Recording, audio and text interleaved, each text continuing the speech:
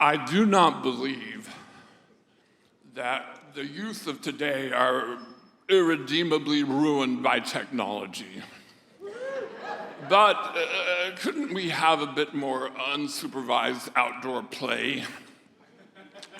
4 generations of my family were met at my parents' house in the hill country. My father had bought 15 acres outside of Burnett, Texas, between Burnett and Marble Falls. And my mother had called the house that he built Linden Lea. My mother's English, and there's an affectation to name houses. And she named it after a poem, a mid-century, 19th century poem that goes,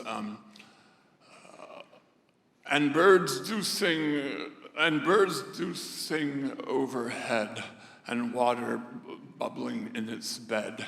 And there for me the apple tree do hang down low in Linden Lea.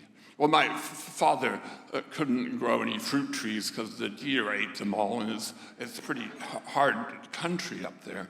So anyway, the 4 generations, my parents, my brothers and my sister, our children, there were 6 cousins, and then their children, we were all there.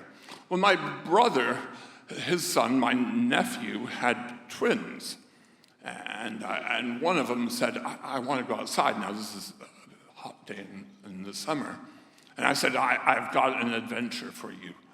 I said, come with me. And I said to the other one, are you coming? And he said, no, I want to play video games. I said, oh, it's okay. I said, let's go. We're going to go have an adventure. We go down to an oak grove. And there was this massive oak tree. And I said, look, your father built this tree house. Isn't it cool? It was about 8 feet up, 2 giant limbs, and there was a platform. I said, climb up and check it out.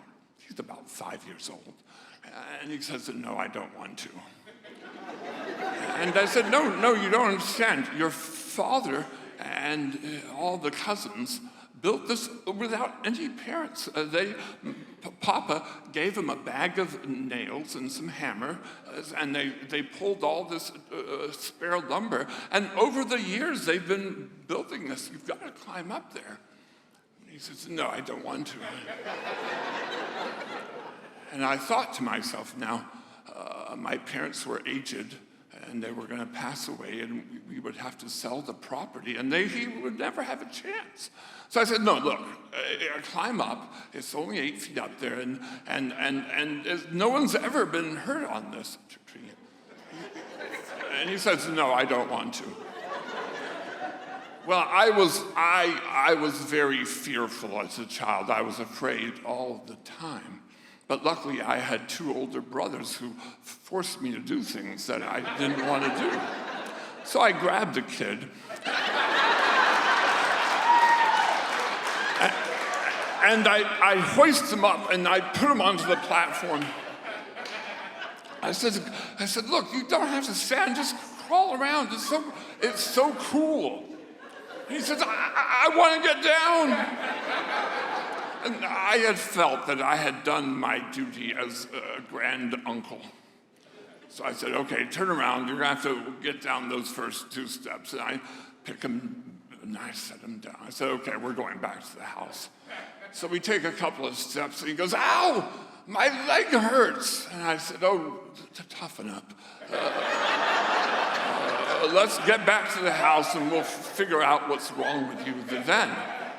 So we take a few more steps, and he goes, ow, something's in my leg. And I said, okay, look, kid. And I pick him up. I said, I'm just going to carry you. So I carry him back, and I hand him to his father. I said, look, something's wrong with his leg, he says. And my mother brings me a cup of tea, and we're talking, and all of a sudden we hear a blood-curdling scream from the bathroom. And then a second blood-curdling scream. Well, we all jump up, and we open the bathroom door, and there's my grandnephew with his shoes and his pants off. And in the corner is an 8-inch Texas spiny lizard. This lizard had crawled up his pant leg and stuck his talons into his jeans to hide.